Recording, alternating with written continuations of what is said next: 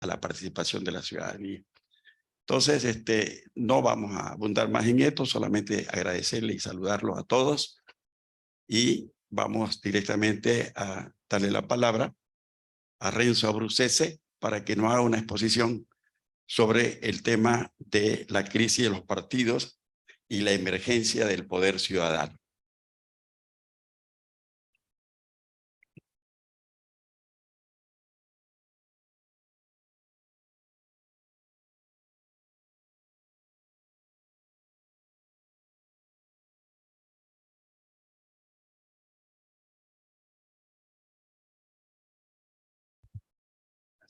Hola, hola. Muy buenas noches, muchísimas gracias. Gracias por la invitación del observatorio y a todos los presentes. Muchísimas gracias por su asistencia. Yo tengo la misión de hacer algo así como una introducción al tema que vamos a discutir, que vamos a exponer. Y lo voy a hacer en el horizonte de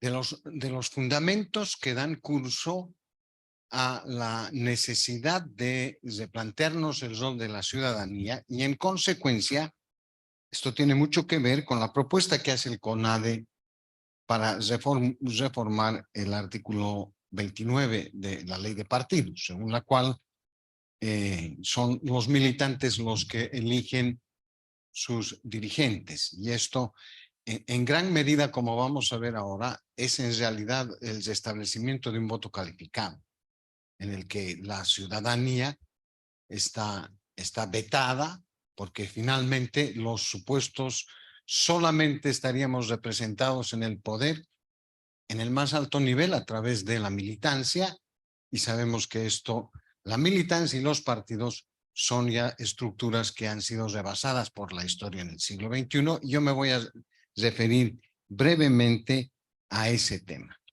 Pero lo primero que quiero compartir con ustedes es el estado de la democracia, porque finalmente el problema de la representación y de la ciudadanía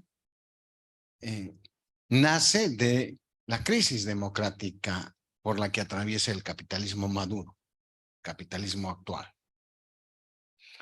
Y para esto he echado yo mano de una institución que tiene ya 30 años en el seguimiento e investigación de los procesos democráticos, con sede en Estocolmo, en Suecia, que se llama IDEA.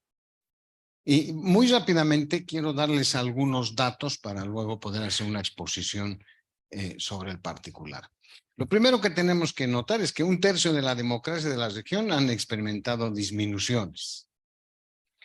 En términos generales, 30% de la población mundial en países democráticos han sufrido retrocesos en la democracia.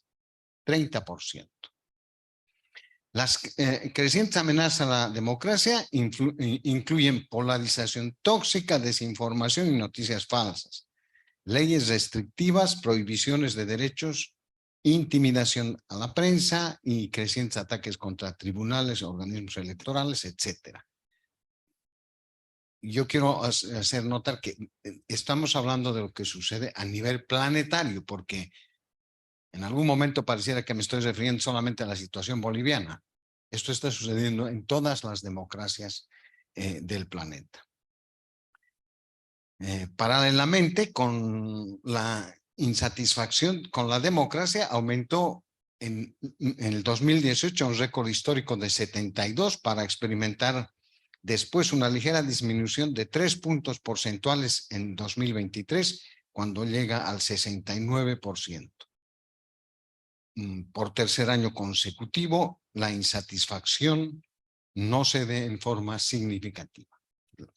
En gran parte del planeta, la ciudadanía no está contenta con la democracia tal cual funciona hoy día. Tras analizar más de 900 movimientos y episodios de protesta en 101 países y territorios, los autores llegaron a la conclusión que vivimos un periodo de la historia similar a los años alrededor de 1848, 1917, 1968, cuando una gran cantidad de personas se rebeló contra el estado de cosas y se manifestó para exigir cambios. Esto viene de un estudio realizado, de un estudio internacional realizado en prácticamente el globo entero, y es el estudio sobre la protesta ciudadana, publicado el año pasado. El resultado de este estudio indica que la década de 2010-2020 fue la peor para el apoyo a la democracia desde 1995. Un tercio de la democracia de la región, en América Latina hablando, han experimentado disminuciones de la democracia. Bolivia, Brasil, El Salvador, Guatemala y Estados Unidos exhiben los mayores descensos en los índices democráticos. La democracia como el mejor sistema de gobierno tuvo su mejor momento en 2013 cuando alcanzó 79%, el 63% el 2020 y el 66% el 2023. La creciente amenaza de democracia incluye polarización, eso ya lo he leído, ya lo he expresado. El 2021 el nivel de democracia con que una persona media podía disfrutar en el mundo se había reducido a los niveles de 1989. Es decir, la percepción ciudadana en todos los países occidentales democráticos ha retrocedido al punto en el que estaba en 1989. El año pasado, casi un tercio de la población mundial vivía bajo regímenes autoritarios. Esto es el estudio de Naciones Unidas. El número de países que están oscilando hacia el autoritarismo es 3 veces superior al de países que oscilan hacia la democracia actualmente, el año 2023, y la fuente es Naciones Unidas. La democracia de Barbados, Bolivia, Brasil, Chile, Colombia, Costa Rica, El Salvador, Guatemala y Uruguay se han erosionado notablemente además. Y a principios del siglo puede identificarse con bastante claridad el aumento del radicalismo en Bolivia, Ecuador, Nicaragua, El Salvador y algo más tarde en Uruguay, según el estudio de Naciones Unidas. Y esta es la curva, muy brevemente, esta es la curva de satisfacción e insatisfacción con la democracia a lo largo de los últimos 20 años. Y como ustedes pueden ver, la curva azul es la satisfacción y la superior, en rojo, es la de insatisfacción. Este es el índice del Estado Mundial de la Democracia, del estudio de la medición del índice mundial de la democracia para Bolivia. Y acá tenemos, en el primero, tenemos representación con un índice de 0,58. El mínimo posible, el pésimo es 0 y el óptimo posible es 1. ¿No? La representación democrática, socialdemocrática en Bolivia está en 0,58. Los derechos civiles en 0,47. La participación en 0,46 y el Estado de Derecho en 0,62 según el estudio realizado por IDEA. Como pueden ver ustedes, no son indicadores que puedan halagarnos, ¿no? Estamos realmente en una situación casi de inflexión en todos los indicadores de esta naturaleza. Finalmente, y con esto termino la exposición para entrar directamente en las argumentaciones que tengo. El estudio que se hizo, este estudio de 101 países, cubrió el 90% de la población del globo, de países democráticos occidentales. Y curiosamente, el resultado, que en realidad era un resultado que no se esperaba, arrojó un dato curioso. La gente había protestado en el siglo XXI más que durante toda la historia de la humanidad. Nunca en la historia de la humanidad, ni siquiera en el medievo, había protestado tanto. Y estas protestas tenían el origen más profundo de estas protestas se resumían en una palabra: mejor democracia. el origen de la protesta mundial es finalmente una demanda por mejorar los sistemas democráticos en todos los países del Occidente en la modernidad. Y esto de mejorar la democracia se resumía en términos, según el estudio, se resumía en una frase que se encontraba repetitivamente en prácticamente todas las sociedades estudiadas. Democracia real, ¿no? Ahora bien, ¿qué es democracia real? Este es un esquema que nos permite visualizar cómo se estructura una democracia. Y lo primero que una democracia tiene son 4 elementos fundamentales que son los más grandes, que están pegados a su centro. Y son representación. ¿Dónde está el aparatito? ¿Este es el puntero? Sí. Exacto. Representación, participación, derechos y el rol de la justicia. Y el resto, todas las instituciones que tienen que operativizar estos 4 elementos fundamentales. Pero de estos 4 elementos fundamentales, 2 son los que en realidad ponen en funcionamiento la democracia: la representación y la participación. Porque esos 2 mecanismos son los que le permiten a la ciudadanía incorporarse al proceso de la democracia. Es decir, ser parte activa del proceso de la democracia. Cuando desde el siglo XVIII y en el siglo XIX, cuando los partidos se estructuraron en el sentido de que eran las instancias, eran las estructuras encargadas de representar los intereses de los diferentes grupos de la sociedad. Y entonces los obreros formaban sus partidos, los partidos obreros, marxistas, leninistas, partidos socialistas, la pequeña burguesía, sus partidos demócrata cristianos, la derecha también tenía sus partidos, y estos partidos eran las estructuras que estaban encargadas de transportar hasta el Estado, portar hasta el Estado las demandas, las expectativas, las frustraciones, etcétera, de estos segmentos de la sociedad. El partido, en consecuencia, se definía como la representación política de un sector de la sociedad. En la terminología marxista, de una clase social. Y para que esto pueda funcionar, se requería que tuvieran un cierto discurso, un cierto conjunto de postulados y de argumentaciones que conocemos nosotros o conocíamos nosotros como las ideologías.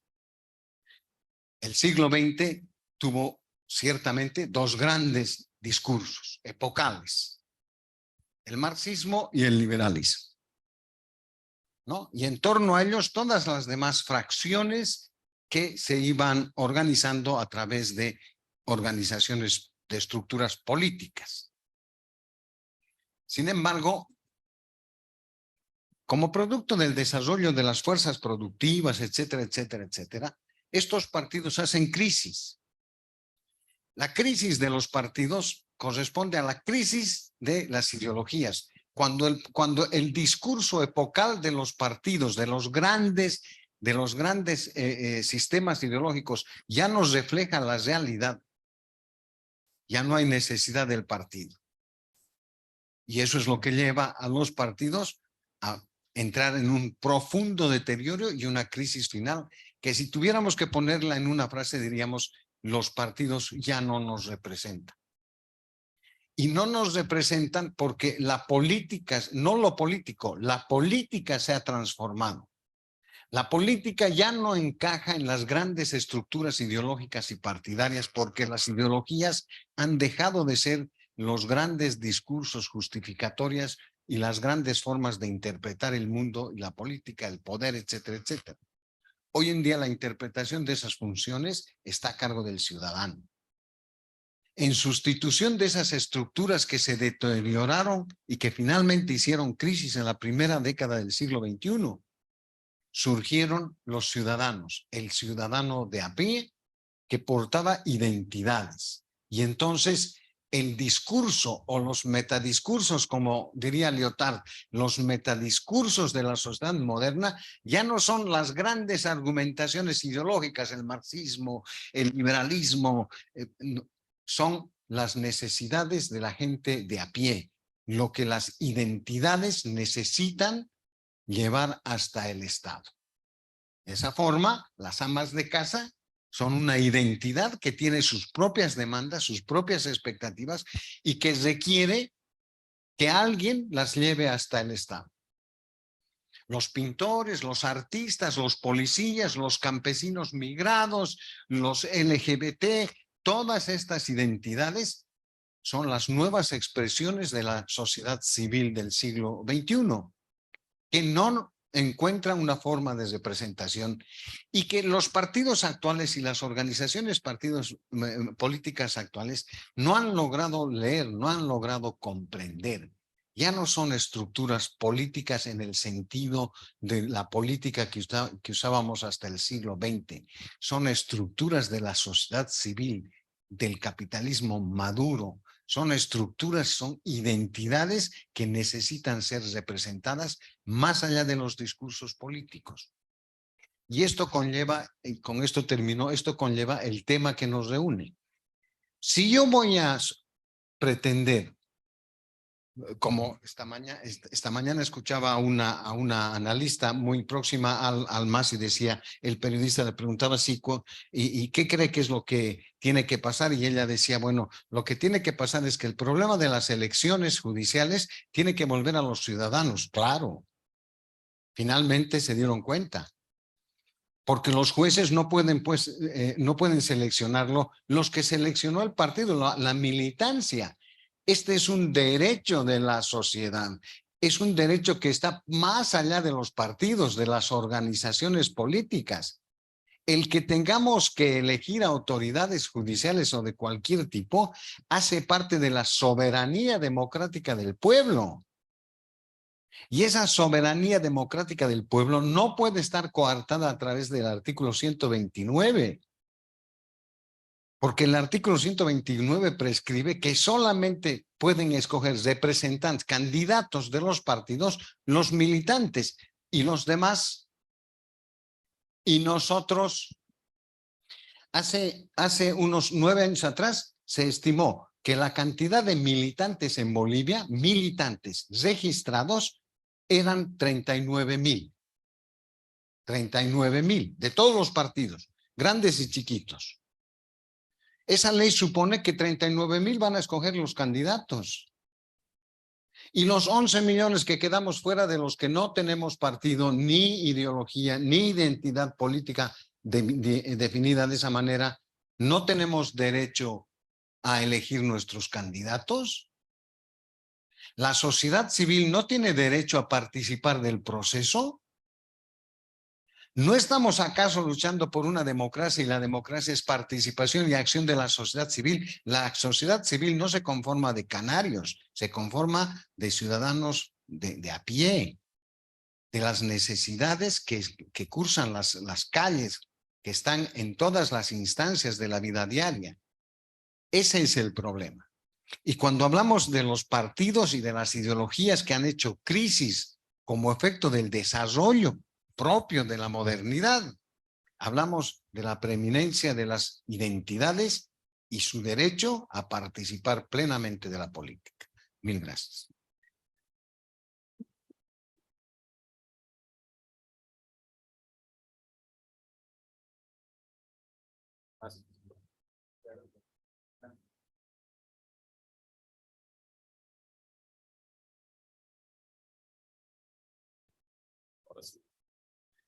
Muchas gracias, Renzo.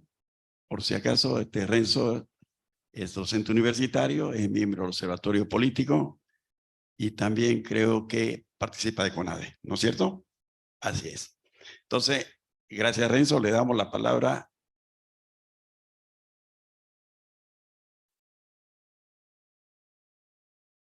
a María José. María José Salazar. Es la propuesta, ella tiene una propuesta de reforma a la ley 1096 de organizaciones políticas.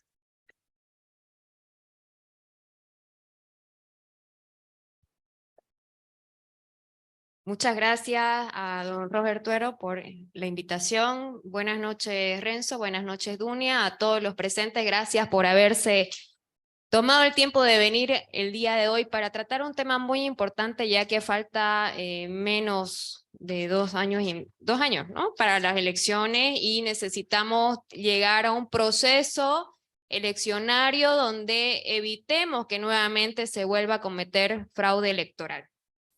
Y obviamente la ciudadanía empuje a la clase política para que lleven una candidatura que le haga frente al MAS. Mi nombre es María José Salazar, soy diputada nacional por Santa Cruz, por el Partido de Comunidad Ciudadana, y en esta ocasión me han invitado para que exponga el anteproyecto de ley, que es la modificación del artículo 29 de la ley 1096, que es la ley de organizaciones políticas, y esta propuesta nace del CONADE.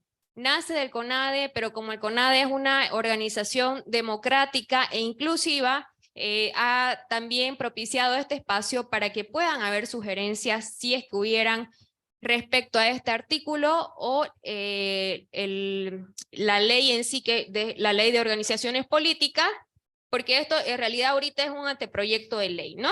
Y este artículo de lo que habla especialmente es de elecciones primarias ciudadanas, ¿no? Porque las elecciones primarias ya es un proceso que es legalmente establecido, pero que recordarán que para las elecciones de 2019 sí hubieron, pero para las elecciones del 2020 se omitió este paso. Y hay que preguntarse también ¿por qué se omitió? Digamos, ¿cuál es el asidero legal de que no hayan habido elecciones primarias? Porque muchas veces hemos cuestionado también de que al no haber elecciones primarias, toda la elección debería haber quedado nula. Pero bueno, en 2020 hubieron demasiadas irregularidades. Perdón, voy a entrar a la presentación. Aquí está. No sé si quieren, porque la verdad es que el artículo no es tan largo, pero si quieren puedo leer todo o solamente la modificación respecto a la ley anterior o la ley actual. ¿Qué me dicen los amigos del CONADE? Ya, leemos todo.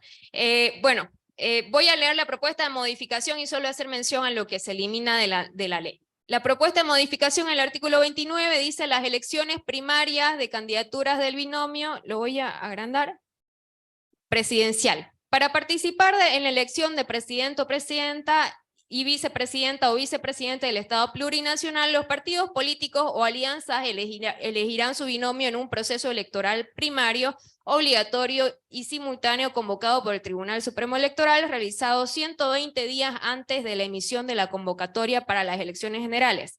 Y aquí el cambio es que la ley que queremos modificar dice que solo participará de manera exclusiva la militancia de la organización política.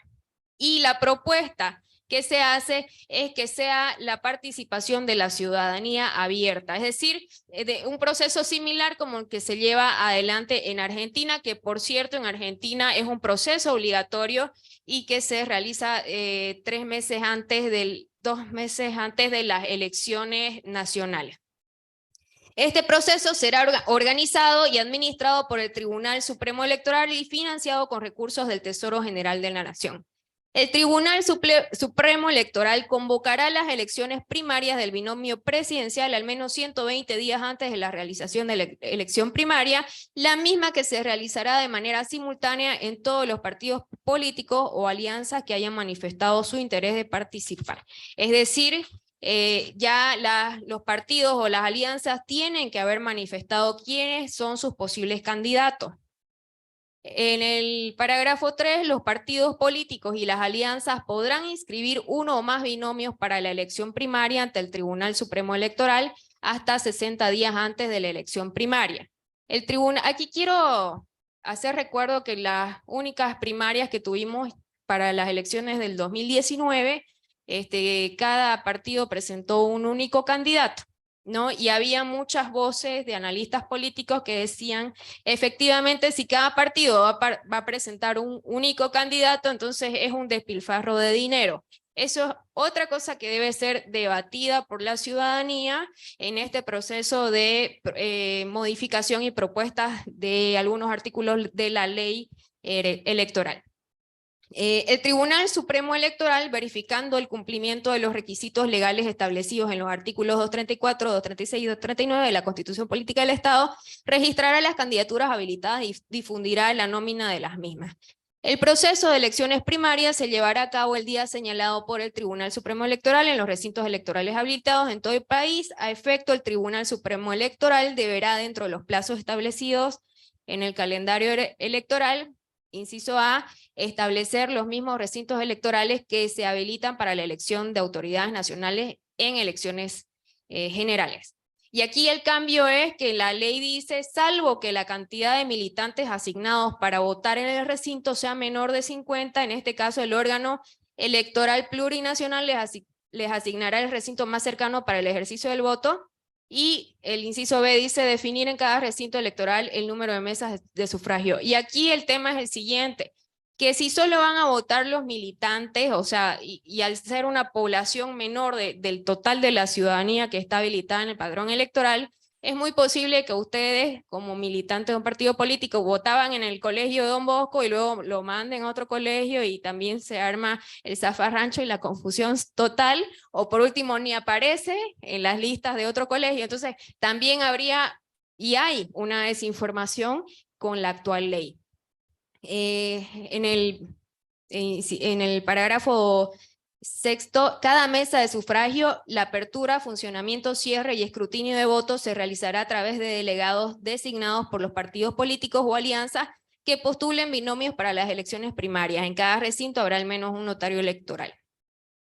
Y aquí una propuesta adicional a esta propuesta sería que se habiliten ciudadanos voluntarios como delegados de mesa. O sea, yo como ciudadana, por ejemplo, no pertenezco a ningún partido político y no estoy apoyando, pero sí quiero ser veedor de la mesa donde yo participo, entonces me puedo habilitar voluntariamente como delegada y de esta manera también hacer una fiscalización ciudadana a la votación de mi mesa.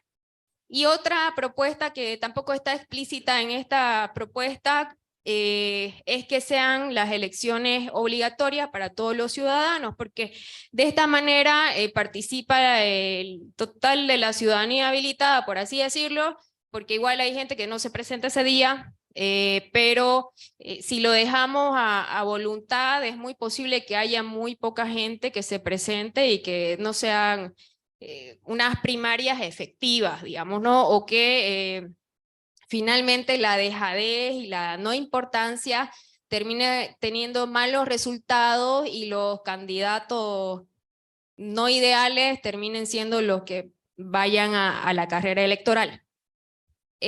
Luego, en el parágrafo séptimo, para la votación el Tribunal Supremo Electoral habilitará recintos y mesas multipartidarios. Excepcionalmente podrán habilitarse mesas unipartidarias con control del Tribunal Supremo Electoral. Esto no lo tengo un poco claro, pero al suprimirse de que sean solo militantes, en realidad quedaría también suprimido, tengo entendido. Pero es una propuesta y está sujeta a revisión, ¿verdad? O no sé si luego pueden aclarar esta partecita que yo la verdad es que no lo creería que quedaría eliminado. Por delegación y bajo las directrices del Tribunal Supremo Electoral, conforme a ley, los tribunales electorales departamentales organizarán en cada departamento la jornada electoral. Estarán habilitados para participar en la elección primaria todas los y las ciudadanos que voluntariamente decidan participar y estén registrados en el padrón electoral biométrico al momento de la convocatoria a la elección primaria a realizarse en la gestión de acuerdo al calendario electoral. Y este es el cambio principal, que antes estaban, bueno, en la ley actual están habilitados solo los militantes de los partidos políticos, ¿no? Y aquí se quiere que sea el ciudadano, o sea, que sean abiertas como una elección nacional, pero que sea todo el ciudadano que esté habilitado en el padrón electoral. El ciudadano que asiste a emitir su voto deberá asegurar su identidad, su autenticidad mediante la captura y verificación biométrica en línea de su huella digital para proceder a votar. La autenticidad de la voluntad popular es una huella, un voto. Y bueno, aquí es un proceso que tenemos que arrancarle al Tribunal Supremo Electoral, y es que el padrón biométrico, que se llama padrón biométrico hace siglos, y si ustedes se recordarán, nos registramos con nuestra huella digital, nunca fue biométrico y nunca funcionó a la hora de votar de manera, o sea, verificando nuestros datos biométricos. Es otra gran mentira del gobierno del MAS. Entonces, aquí lo que se quiere es volver a implementar el proceso del padrón biométrico y la verificación con la huella particular de cada ciudadano. En cada partido político o alianza, el binomio será elegido por mayoría simple de votos. La votación será individual, voluntaria, directa, libre y secreta. Se aplicarán las previsiones electorales señaladas en el artículo 152 de la Ley 026 del 30 de junio de 2010 de régimen electoral al interior de los recintos habilitados, y la circulación vehicular será restringida. Luego, esta es la última parte, los resultados de la elección de candidaturas del binomio presidencial serán vinculantes y de cumplimiento obligatorio para los partidos políticos o alianzas y para las elecciones generales. Las únicas causales que pueden revertir el carácter vinculante de estos resultados son la muerte o una enfermedad gravísima sobreviniente debidamente probada de alguna o alguno de los miembros del binomio elegido. Este es otro cambio o propuesta, innovación. El Tribunal Supremo Electoral de manera obligatoria garantiza la transparencia del proceso electoral, dando funcionamiento de forma completa e ininterrumpida a la transmisión preliminar de los resultados, DIREPRE, en la jornada de votación, de manera de tener resultados preliminares la misma jornada de votación, ¿no? Y antes, y dice que se publicarán los resultados en el plazo máximo de 3 días de realizado el acto electoral. Y la ley actual dice que son 7 días, o sea, tiempo suficiente para darle oxígeno a los fraudulentos que quieran manipular el sistema informático. Entonces, la propuesta actual obliga a que exista y funcione el DIREPRE ininterrumpidamente, y que además se presenten los resultados en 3 días. Y bueno, para hacer una comparación, las elecciones primarias en Argentina se realizan 2 meses antes de las elecciones nacionales y son obligatorias, ¿no? Son abiertas para todos, son la misma, de manera simultánea, por eso se abrevia PASO, y son obligatorias, ¿no? Entonces, aquí también lo que se debe debatir de acuerdo a las características, porque somos un país lleno de características, o sea, diferentes a otros países y bien particulares, ¿no? Entonces hay que debatir si son obligatorias las elecciones primarias para la participación de los ciudadanos. De la manera, o sea, ¿para qué sirven las primarias? En resumen, las primarias sirven para que la ciudadanía elija a los partidos políticos a elegir a sus candidatos, ¿no? O sea, eligen los partidos, pero también la ciudadanía tiene voz y voto sobre la elección, si hubieran obviamente dentro de un partido político más de un binomio. Y aquí la condición para ir en Argentina, ¿no? La condición para ir a las elecciones, tienen que ganar en las primarias más del 1.5% de los votos. Es decir, por ejemplo, este partido C, el de abajo, quedaría eliminado, y solo quedarían en carrera estos dos, ¿no? Y obviamente de los dos queda el segundo de este partido y el primero de este partido, ¿no? Y así se va, disminuye, digamos, o sea, se forma como un embudo, y disminuye la competencia y no tenemos demasiados competidores. O sea, les voy a poner un ejemplo, digamos, si hay dos posibles candidatos para un partido político ahora, sin estas primarias ciudadanas podrían ir en partidos diferentes y uno va a sacar menos del 1.5% de la votación, igual va a querer ir y va a dividir los votos, ¿no? Entonces, si hacemos unas elecciones primarias ciudadanas, abiertas y obligatorias, creo que sería bastante conveniente dada la coyuntura que estamos viviendo en nuestro país. Ahora, hablando del tema de elecciones, es muy importante saber que la suma, que sucedió esto, García Linera se equivocó en el resultado de una sumatoria, nosotros como ciudadanos nos reímos, nos burlamos del falso licenciado, que es un señor mitómano, Pero también sucede esto, y creo que porque es un tema a veces muy complejo, no le prestamos mucha atención, pero es algo muy importante que define nuestro futuro. En la elección de 2019, el sistema de cómputo sumó mal muchas boletas y dieron resultados finales. Entonces los fraudulentos del órgano electoral y los socios azules se burlaron y se rieron de la ciudadanía, pero tal vez no estamos haciendo ni la clase política ni la ciudadanía en su conjunto, no estoy hablando de manera particular, mucho esfuerzo para que en las próximas elecciones no hagamos nada. Entonces, ¿por qué tenemos que seguir denunciando el fraude a la par de hacer propuestas como esta de elecciones ciudadanas primarias? Porque existen presos políticos y el argumento que utilizan es de que efectivamente no hubo fraude, que fue un golpe. Entonces nosotros tenemos que seguir insistiendo para derribar esa mentira de falso golpe de Estado y finalmente pedir libertad para los más de 200 presos políticos, bueno, presos y perseguidos políticos, ¿no? Los azules todos los días se declaran que hubo golpe de Estado y que no hubo fraude. Y perdón, no quisiera politizar la reunión, pero es muy necesario hablar de esto porque no podemos permitir que vuelva a existir un fraude electoral. La estructura fraudulenta no ha sido detenida, está intacta y está funcionando. Y si bien el fraude de 2019, explicarlo es bastante largo, hay un video de este señor Juan Pueblo que los invito a que puedan buscarlo en internet, tiene muchos videos donde muestra evidencias del fraude que hubo, dura una hora y media, es mucho más difícil vivir bajo el yugo de un gobierno fraudulento. ¿Ya? Y quería solamente terminar con esto, lo voy a resumir. El fraude, son dos problemas que tiene, y en qué consiste el fraude, y para encontrar una solución debemos identificar bien el problema.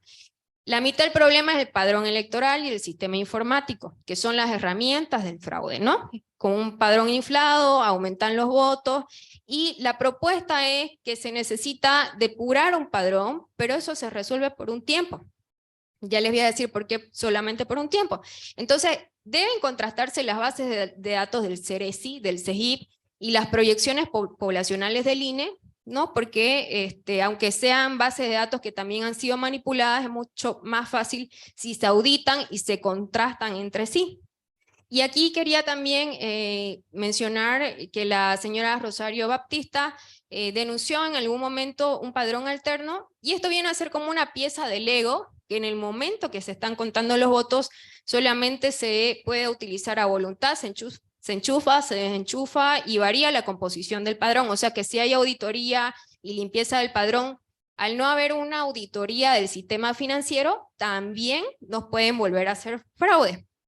Y la segunda parte del problema es que es la que tiene vida, autonomía y decisión de poder, que son los operarios de la herramienta, ¿no? Los fantasmas no salen a votar sin la ayuda de estos operarios que actualmente siguen trabajando en el órgano electoral. Entonces, ¿qué hacemos nosotros con los funcionarios? Nosotros como diputados hemos hecho de todos los partidos de oposición peticiones de informe que no han sido respondidas, que en realidad nos han respondido a la nota, pero no han respondido nuestras preguntas, ¿no? Entonces, por eso mismo, por la omisión de información y todos los actos irregulares, es que se le debe iniciar los procesos administrativos y disciplinarios, como también procesos por omisión de deberes y funciones, porque los vocales actuales que están trabajando en el órgano electoral no pueden llevar adelante un proceso eleccionario toda vez que han sido cómplices de los anteriores fraudes. Incluso hay personas vocales, si no me equivoco es la señora Chuquimia, que está trabajando, Dina Chuquimia, si no me equivoco, que está trabajando de manera totalmente ilegal, ¿no? Actualmente como vocal. Entonces ya la senadora Cecilia Requena ha tomado acciones legales, y créanme que una de las partes más difíciles de ser diputado es aprenderse los nombres de tantas personas delincuentes. A veces me olvido. Pero bueno, lo que quiero decirles, y para concluir, es que sí hubo fraude, hubo manipulación de datos, hubo manipulación informática y alteración de resultados. Y aquí los invito a seguir la página de Juan Pueblo, que ha publicado muchos videos paso por paso y año por año sobre las pruebas del fraude electoral. Incluso hemos recibido también en la brigada parlamentaria un CD con esta información, pero lamentablemente mientras la justicia siga sometida al partido de gobierno oficialista, en este caso el MAS, no va a poder avanzar ningún proceso. Es por eso que tenemos que, como ciudadanía, hacer todos los esfuerzos posibles para exigir una auditoría al padrón, un nuevo padrón, y que se contrasten las bases de datos del CEGIP, del CERESI y con las proyecciones del INE también. Muchas gracias.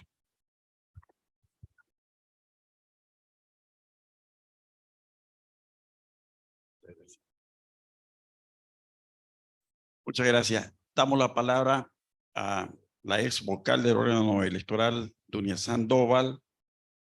También es docente universitaria. Aquí la Gabriel está en el posgrado. Paso el micrófono. Muchas gracias a los colegas que me han precedido. He leído la propuesta y mi comentario sí va a ser a la propuesta, pero sobre todo a lo que he vivido junto con todos ustedes y algunas cosas que se han ido olvidando, pero justamente las traigo a la memoria. ¿Para qué se hicieron las elecciones primarias en Bolivia el 27 de enero de 2019? Ya en septiembre de ese año, de manera forzosa, porque el proyecto de ley de organizaciones políticas publicado decía que las primarias se iban a ir reglamentando y los partidos adaptándose para hacer primarias al interior de cada partido hasta 2024. Sin embargo, hubo una presión política muy fuerte, directa, del personaje mencionado por María José, algo como matemático o pseudo matemático, que presionó de tal manera que las primarias se hagan sí o sí en enero de 2019. ¿Pero para qué? Les hago recuerdo para qué. Primero, para demostrar una legitimidad del MAS. ¿Y cómo lo hicieron? Haciendo llenar muchos libros a los familiares, amigos de los funcionarios públicos que tenían un cupo para llenar de libros firmados de militantes. Y a partir de ahí, demostrar que eran el partido con más militantes de Bolivia. Salió el MAS con 991.092 militantes, de los cuales 451.000 votaron por el único binomio que había. Qué sorpresa que me llevé esta mañana cuando entré al acta de cómputo de las primarias, acta oficial firmada por los vocales. Yo ya justo no estaba. Y resulta que el 40,97%, digamos 41% de militantes habían votado por el MAS. Y en todos los periódicos, el 27 de enero con el TREP, que había ese momento, vimos que el 36% de militantes habían participado y votado por el MAS, por Evo Morales y Álvaro García. 36, en el oficial está 41. En el cómputo que anunciaron el día 31 de enero estaba 45. O sea, me sorprendí por el 41, pensaba encontrar 45 y no está la cifra 41. Yo sí sé sacar una regla de 3 simple y hice la comparación entre los habilitados y los votos efectivos y me salió 40,974%, o sea 41. ¿Qué es lo que demuestra eso? Que las primarias fueron las peores elecciones porque tenían un propósito partidario específico donde no habían delegados de los partidos, los únicos delegados eran del MAS. Entonces es por eso que fueron un total fracaso. Ahora, ¿cuál fue sí su éxito de las primarias?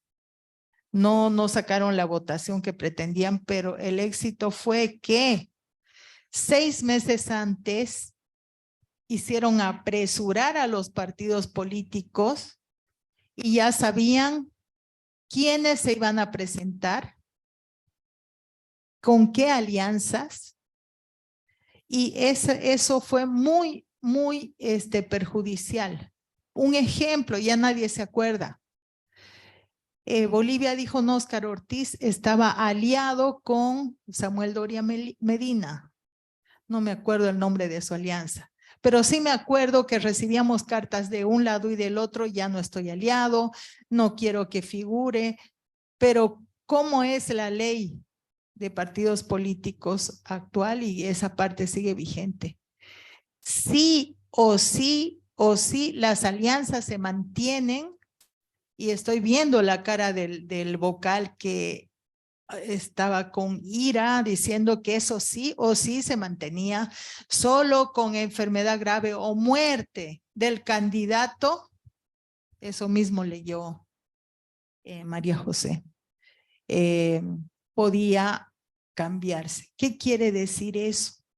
Quiere decir que obligatoriamente ese candidato tenía que ir, o sea, no podía, y ya 6 meses antes, o sea, legitimar la división, legalizar la división entre candidaturas e imposibilitar las nuevas alianzas. Eso les estoy diciendo en la práctica. Pongamos un caso que en el 2020 hubiesen hecho primarias. Todas las alianzas tenían que ya estar y nadie hubiera podido renunciar. O sea, si renunciaba, igual quedaba en la papeleta, igual les contaban sus votos y hubiera habido la desinformación. En el 2020 no se hicieron primarias, por ese motivo Yanine pudo renunciar, Tuto pudo renunciar y no sé si alguien más renunció, no me acuerdo. ¿Se dan cuenta?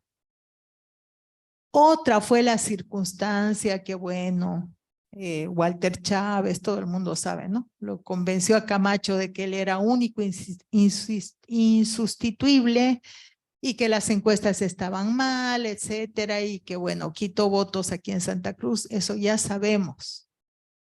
Pero ese es otro tema, ¿me entienden al punto que voy? Que porque no hubieron primarias, pudieron renunciar, porque es lapidario. O sea, si realmente quieren proponer un cambio en la ley de primarias, eso tiene que salir.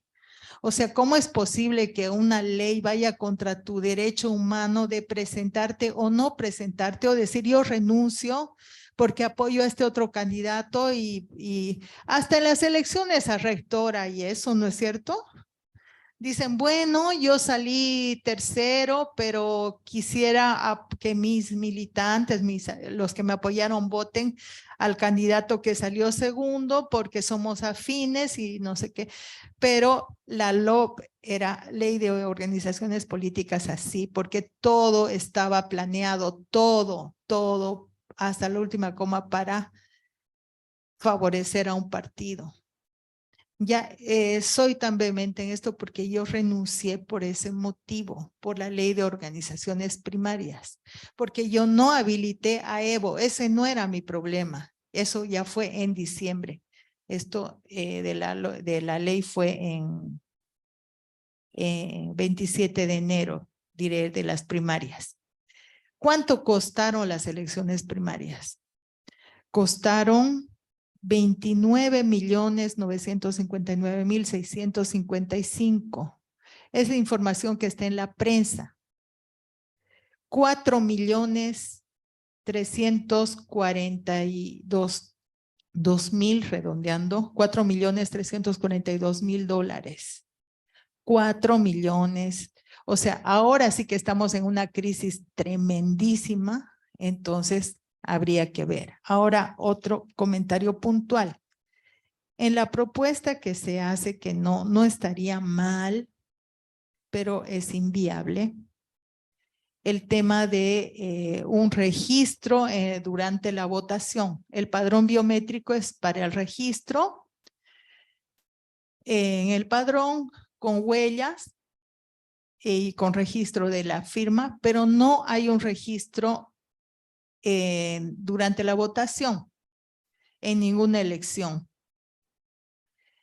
Se necesitaría entonces una máquina para cada registradora de huella para cada mesa.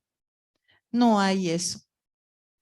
Se lo puede pedir, pero no lo veo inviable que lo puedan hacer en este momento de mucha crisis. Es más, el data center que data de 2009 es obsoleto, viejísimo, no hay un data de respaldo. Eso estoy hablando de San Jorge, ya donde está. Era urgente cambiarlo y no se pudo hacer la licitación. Este nuevo tribunal ha querido hacerle una nueva licitación, se ha caído. O sea, no necesitamos ser ingenieros de sistemas para darnos cuenta. Estamos con un hardware de 2009. Estamos en 2023. No hay respaldo. O sea, es data center 1 y 2 y ahorita no estaban funcionando ya en 2018. Entonces, eso sería lo prioritario y un nuevo sistema también. Pero, o sea, lo hallo difícil que pueda haber una votación así. Que me parece muy, muy importante y que todos deberíamos apoyar la propuesta que acaba de decir María José, de contrastar las 3 bases de datos. Bolivia es uno de los pocos países que tenemos 3 bases de datos. En otros países vecinos, ni siquiera tan lejanos, hay una sola base de datos nacional, por ejemplo, Paraguay, por ejemplo, Perú. Entonces, el joven que ya cumple 18 años inmediatamente ya puede votar. Es como que votaríamos no con el padrón, sino con el CEGIP, eso, ¿no? Entonces, esta contrastación me parece una idea muy buena y hay que hacerla como una consigna que sea con apoyo internacional y con veedores expertos informáticos de la comunidad europea, del exterior. Esa misión puede ser puntual, pequeña, técnica y de un costo asumible. ¿Cuánto costaría una auditoría al padrón? Costó la que se hizo en 2017, $351,000 costó. Y fue con fondos del exterior. Pero ¿cuánto tiempo tomó? Tomó de abril a noviembre. Varios meses con expertos de varios países. Entonces, ¿qué les quiero decir con eso? Lo grave es que se hace una auditoría y tal como dijo María José, inmediatamente la pueden ensuciar ese mismo padrón como ya ha sucedido. Como ustedes saben, en 2019 separaron los inhabilitados y los volvieron a juntar como una bolsa. Eso está demostrado, declaraciones de Marcel Guzmán, de fuentes internas del OEP y también salió en la prensa. Entonces, ¿qué tal si yo saco una foto, como las fotos para vender las casas, ¿no? Todo hermoso y al día siguiente puede ser que ya está todo desordenado, ¿no? Entonces, es un dinero tan grande que se dice fácilmente auditoría del padrón, pero más viable lo veo eso de contrastar las 3 bases de datos. Entonces, ahora el tema, con eso termino, el tema de hacer primarias donde todos voten y así tendría varios problemas técnicos. Por ejemplo, que para las primarias se contrató un secretario técnico para cada mesa. Eso solamente se hizo para las primarias. ¿Por qué? Porque todos los delegados son de partidos, ¿no? Entonces tenía que haber alguien de la OEP que esté ahí controlando en cada mesa.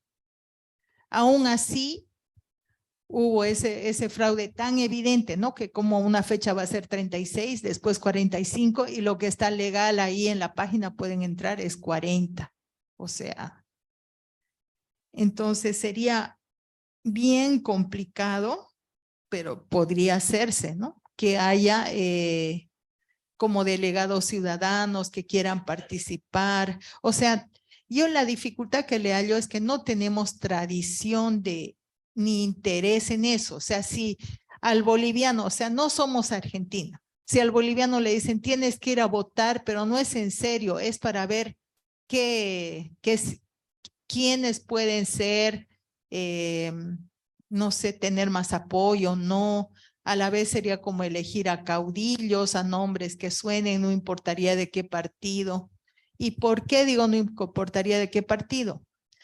Porque aparte de la Ley de Organizaciones Políticas, hay el reglamento específico de elecciones primarias de los candidatos, que es el reglamento que está vigente mientras no saquen otro. Entonces, ¿por qué? ¿Se han preguntado por qué solamente había un candidato de cada partido? ¿Será porque no había más personas que querían ser candidatos? No, y no solo en el MAS, Bolivia no solo es en el MAS. Tanto Frente para la Victoria como el MNR tenían 3 posibles candidatos que iban a pedir ayuda, que queremos inscribirnos en las primarias, pero no se puede. ¿Por qué no se puede? Aquí ve, sabe, un testigo. Por un artículo que dice cínicamente, ¿no? En el capítulo 6 de este reglamento, inciso 3, dice la presentación de candidatos se realizará a través del delegado o la delegada acreditado ante el TCE. ¿Y qué es la parte cínica? Garantizando plenamente el derecho de la militancia a postular candidatos, bla, bla, bla. O sea, ese delegado siempre va a ser o pagado, o cooptado, o convencido por el ala dominante del partido y pierde total sentido las primarias, que sería, por ejemplo, para el MNR haber decidido quién de los 3 tenía mayor voto y ahí hubieran ido a votar, ¿no? Si me dicen anda a votar, pero no vas a elegir porque solo hay un candidato, entonces ¿para qué voy a ir a votar? Siguiendo a los que tienen una misma línea política.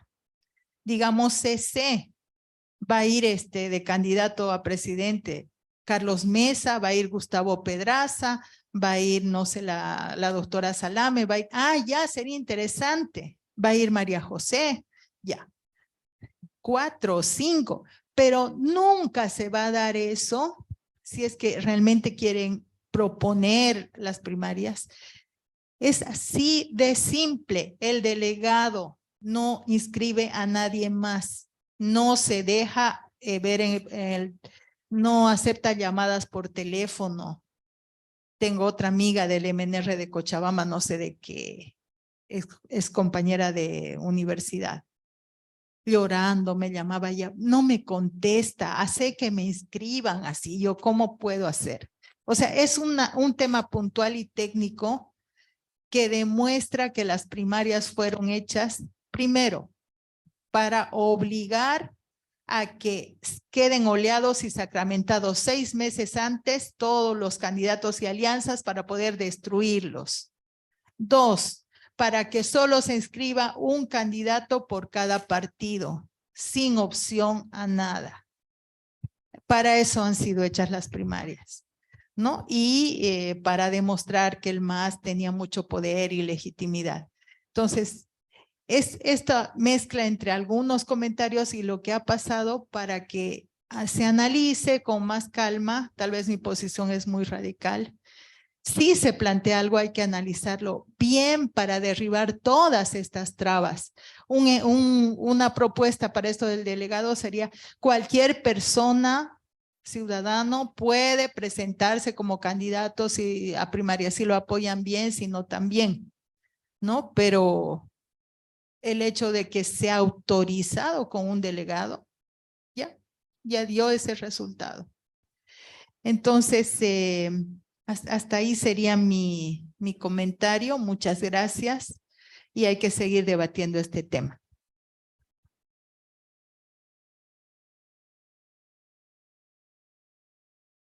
Muchas gracias, Dunia. Tenemos la participación de Rosario Batista, que también va a hacer comentarios sobre la ley. Lo va a hacer a través del internet.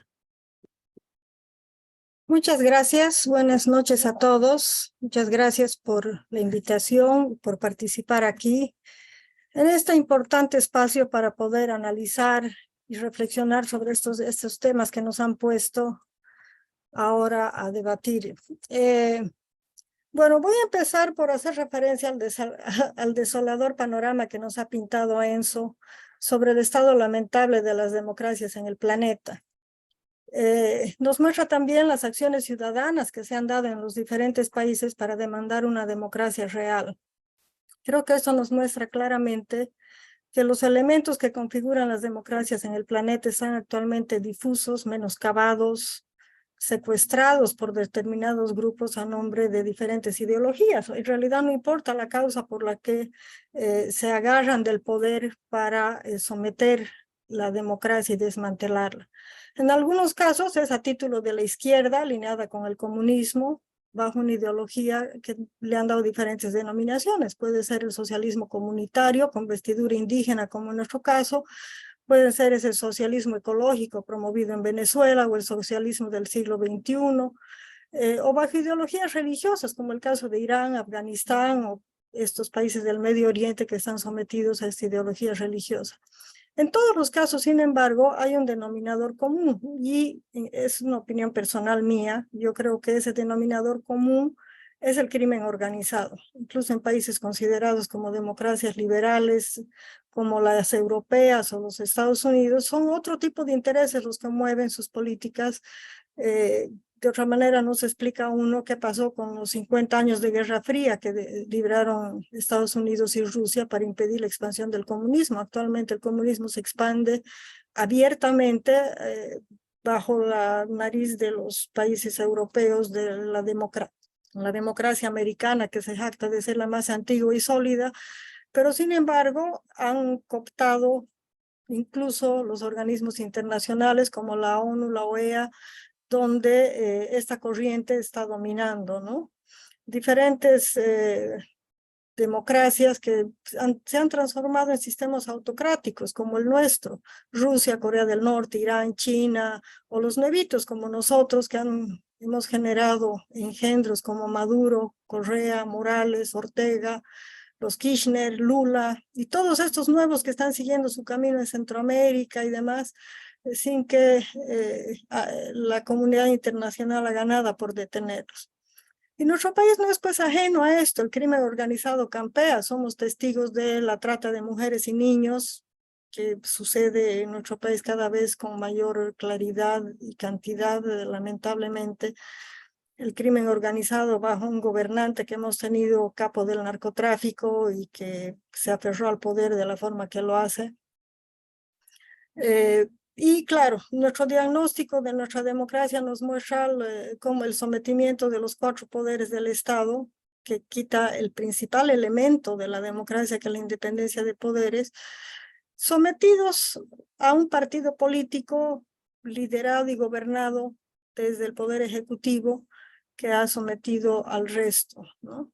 Y eso nos lleva a una crisis que creo que es importante analizar ahora, que también es una flaqueza de nuestra democracia, que es la crisis de los partidos políticos. No existe en Bolivia ahorita un partido político real, que no sea el MAS, que es el que tiene militantes, a la fuerza, no importa, pero son militantes. Los demás no lo son. Son una pantomima de partidos que han creado un mercado negro electoral, porque es ahí cuando se comercializan las siglas de los partidos sobrevivientes, que tampoco son partidos, porque no tienen militantes. Yo me quiero imaginar una primaria en la que solamente participen los militantes. ¿Quiénes votarían en esas elecciones? No hay militantes en los partidos. Los que tenían han sido ya liquidados. Solvó, murió. Lo que fue su predecesor, el Movimiento Sin Miedo, murió. El MIR no existe, ADN tampoco, el MNR está pataleando, y los que sobreviven son partidos que no pueden ni siquiera renovar sus dirigencias porque no tienen militantes que logren conformar un Congreso Nacional o un Comando Nacional, según sus estatutos determinan, porque no tienen militantes. Por lo tanto, los partidos se han perpetuado con un líder que no puede ser renovado simplemente. Y esos son los partidos que están dando cuerda a todo el sistema electoral a través de su toma y daca para conformar alianzas, que yo puedo apostar que muy poca gente de Comunidad Ciudadana o de Creemos saben cuáles son las alianzas que conforman las agrupaciones ciudadanas o partidos políticos que conforman sus alianzas. Entonces, esa crisis de los partidos nos lleva a preguntarnos qué tipo de primarias podríamos tener en un sistema en el que no existen militantes que vayan a votar en una primaria, porque en realidad ni Comunidad Ciudadana ni Creemos, que son los únicos que tienen representación parlamentaria, son verdaderamente partidos políticos. No hay militantes de Comunidad Ciudadana. Hay militantes de los partidos que los sostienen y de las agrupaciones ciudadanas que se han conformado en estas alianzas, pero no hay como tales. Yo creo que analizar esto nos lleva a ver que en un sistema electoral como el nuestro no tiene mucho sentido hacer una primaria. Tiene sentido una primaria si es lo que estamos buscando es aglutinar fuerzas para hacer una representación más sólida de quienes no somos incluidos en un sistema de gobierno que gobierna solo para unos y no para el resto. Unificar una oposición sólida, fuerte, consistente, que realmente constituya una alternativa real a la autocracia que vivimos actualmente, que ya no es de una persona, o sea, la persona puede estar detrás, puede estar a un costado, es un partido que ha tomado el sistema, ha tomado el poder y se ha apoderado de los órganos del Estado, desmantelando la democracia. Dunia ya nos ha hecho un detallado recordatorio, creo bien importante, de lo que fueron las primarias del 2019. Ella lo vivió desde adentro, entonces ella tiene todo el bagaje interno de lo que vio, de lo que sucedió, de cómo funcionó, está fresca en ese tema. Y creo que hay que pensar antes de plantear una solicitud de modificación de la Ley de Organizaciones Políticas, que yo afirmo que es inconstitucional porque no tiene demasiadas vulneraciones a los derechos políticos de las personas, el derecho individual, el derecho humano individual político de elegir y ser elegido, y todo lo que eso implica en términos de acceso a la función pública, en términos de habilitación para ser un candidato, para impugnar una candidatura a título individual. Hay muchas limitaciones en la Ley de Organizaciones Políticas, yo podría enumerarlas aquí, pero no es el motivo de la reunión ahora. Yo creo que modificar parcialmente solo para esto habría que repensarlo. De todas maneras, es interesante, es importante replantearse el tema de las primarias y darle un sentido más real en cuanto a nuestras necesidades como ciudadanía, ¿no? Como una preparación a una elección que es determinante para el futuro de nuestro país en términos de definir quiénes serían las personas que puedan ser preseleccionadas para una candidatura en un sistema democrático real.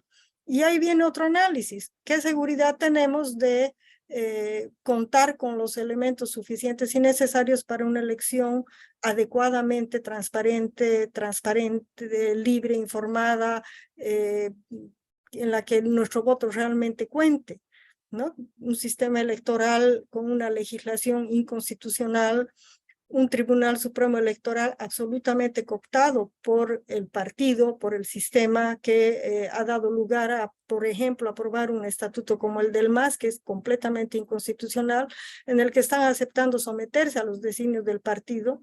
Es pues irracional.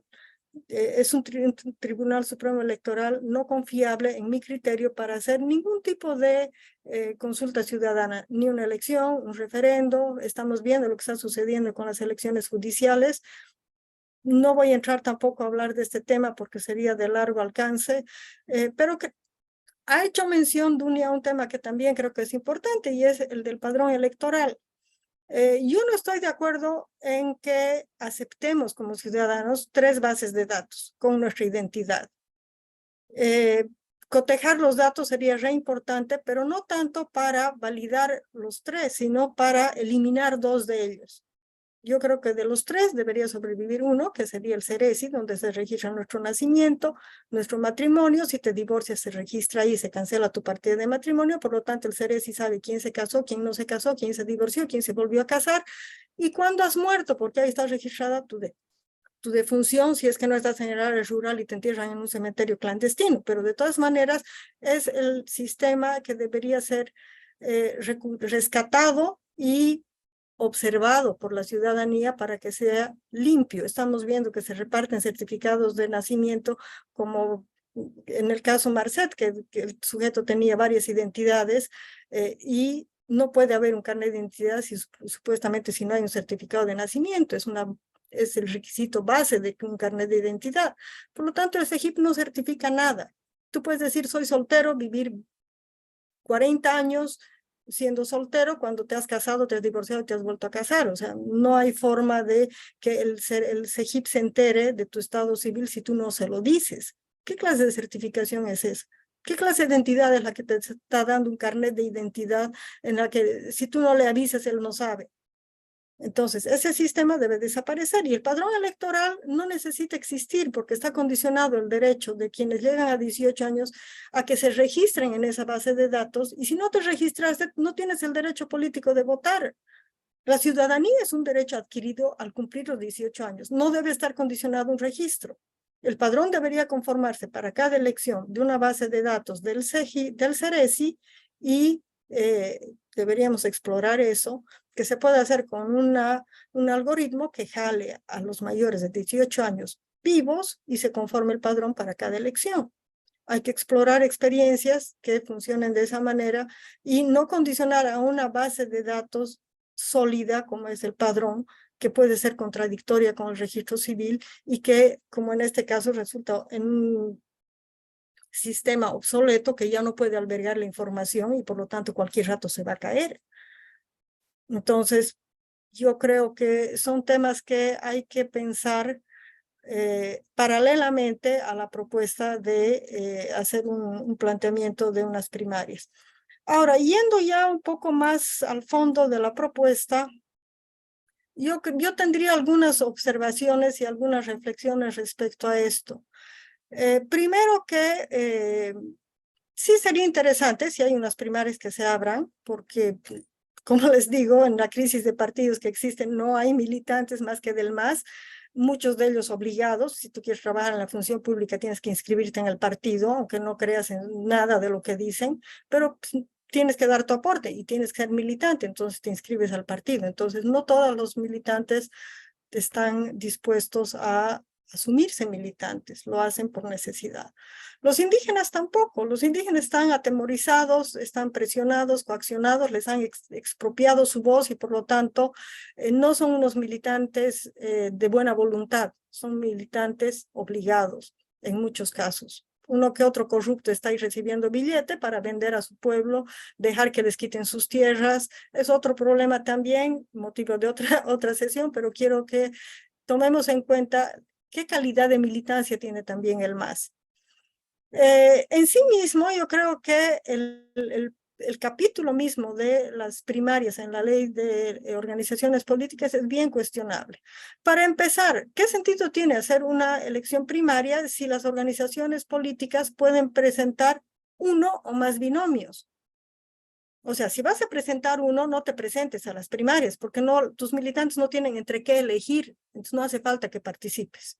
Si estás imponiendo un solo candidato, no participes en las primarias, no nos hagas gastar dinero en ir a una primaria en la que no hay opción para el militante. Entonces, el requisito de una primaria debería ser al menos dos postulantes a la candidatura. Segundo, yo no plantearía que sean binomios ya armados, presentar postulantes a la presidencia, postulantes a la vicepresidencia, y los dos que obtengan más que sean los elegidos por la ciudadanía para ser los candidatos de ese partido político. Ahora, a mí me conflictúa el hecho de que participemos todos, ya sería como una especie de elección, porque ya estás diciendo por quién votarías. Es como una doble elección, o sea, al abrir es como una doble elección.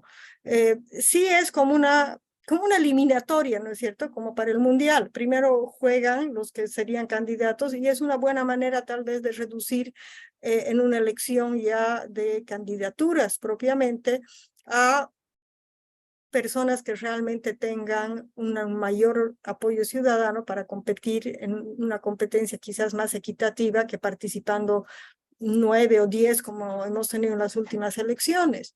Entonces es una forma de depurar y presentar a la ciudadanía una alternativa un poco más real como una preselección.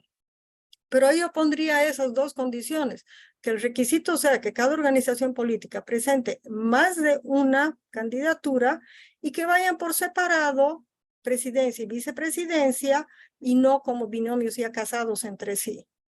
Y luego tampoco que se habiliten mesas unipartidarias. O sea, si van a presentar un candidato y es una mesa unipartidaria en la que solo van a ir a votar los militantes del MAS con un solo candidato, ¿para qué les preguntas? No tiene sentido. Es un costo para el Estado absolutamente irracional.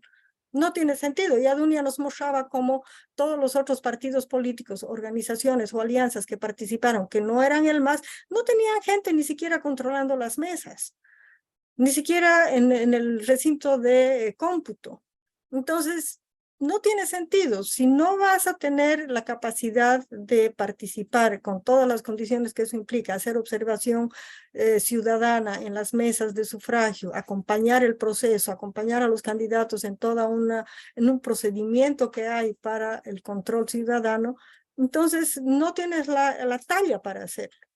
Entonces, obviamente se deja todo librado a los designios del más grande, que en este caso va a seguir siendo el MAS. Ahora, las condiciones han cambiado, su división nos muestra otro escenario. Obligatoriamente podrían ellos tener dos candidatos, ya lo ha dicho Evo en estos últimos días. Voy a aceptar que nos inscribamos más de uno, o sea, le está dando campito a Luis Arce para que él también participe en las primarias, lo que nos muestra que en la elección anterior fue una imposición que solo haya un candidato.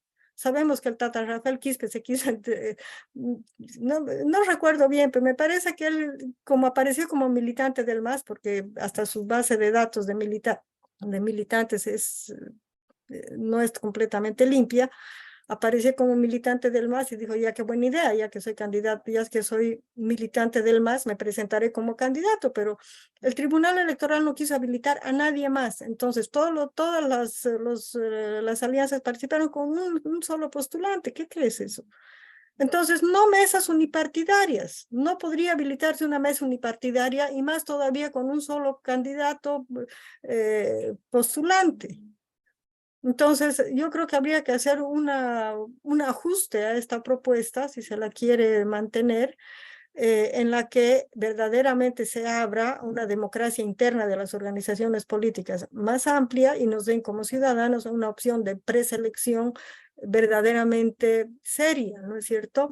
Nos den opciones entre dos, si vamos a votar por una agrupación, una alianza de oposición, que tengamos pues mínimamente dos entre quienes elegir. Si nos ponen uno solo, ¿para qué vamos a ir a elegir?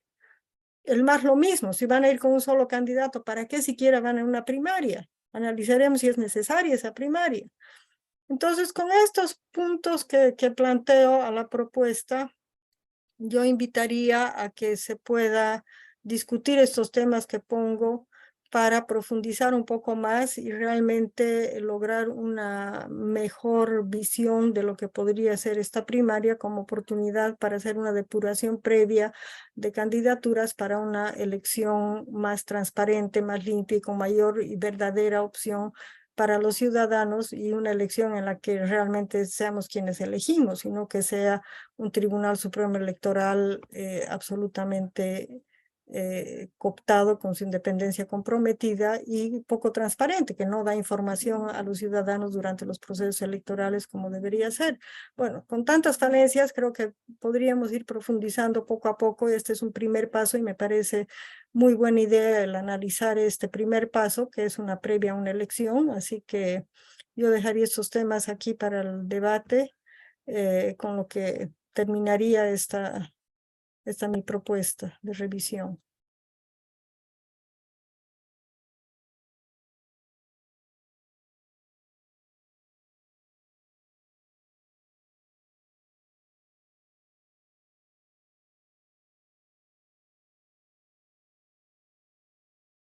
Muchas gracias a la ex vocal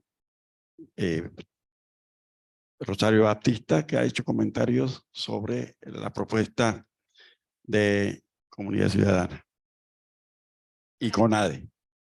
Ya, ok. Perdón, CONADE. Vamos a hacer un pequeño espacio de preguntas y respuestas. Por favor, si quieren tomar la palabra, pero le rogaría que sean puntual. ¿Ya? Puntualmente las preguntas. Manfredo y luego Antonio. Ok. Luego Sergio. Manfredo, por favor.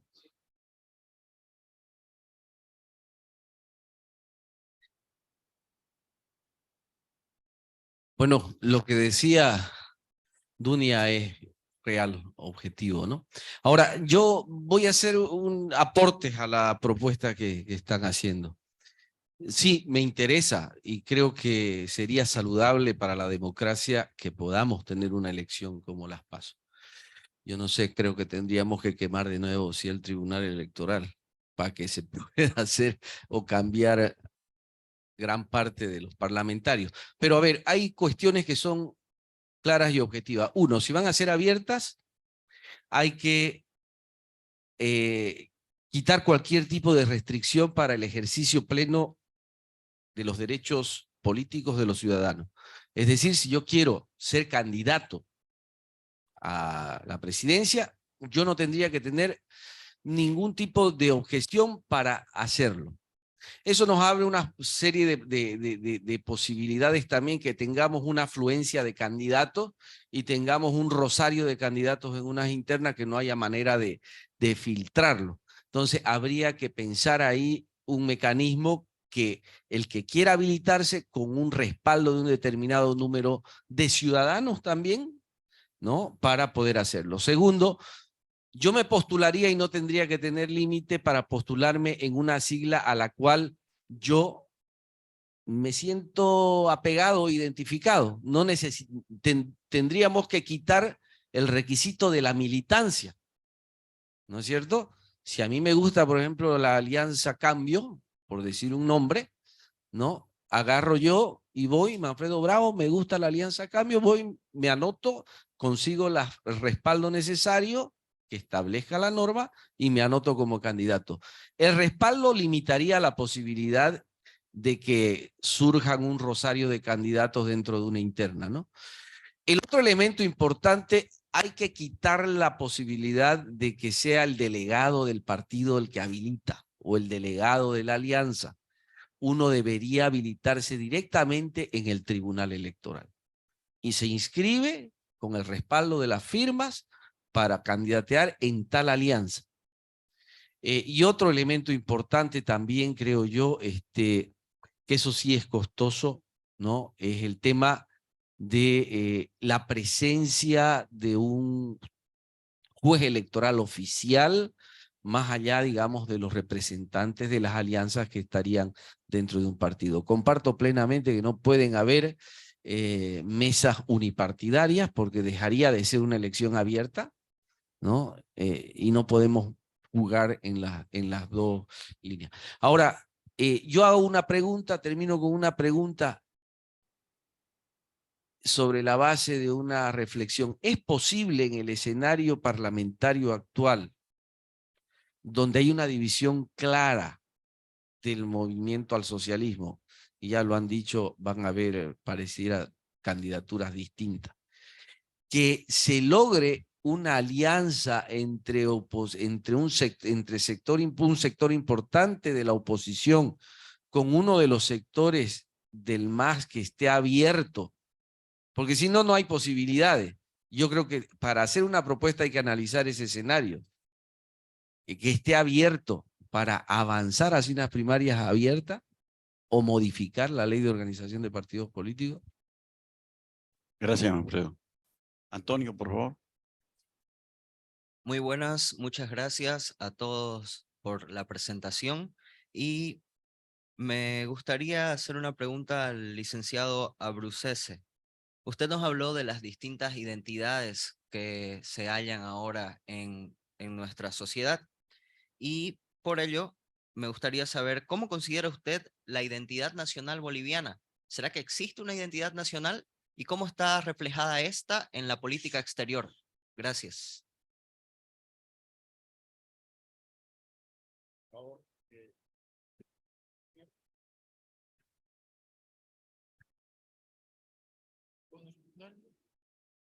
A ver, muy puntualmente, yo no dudo de las buenas intenciones que tiene esta propuesta en el sentido de abrir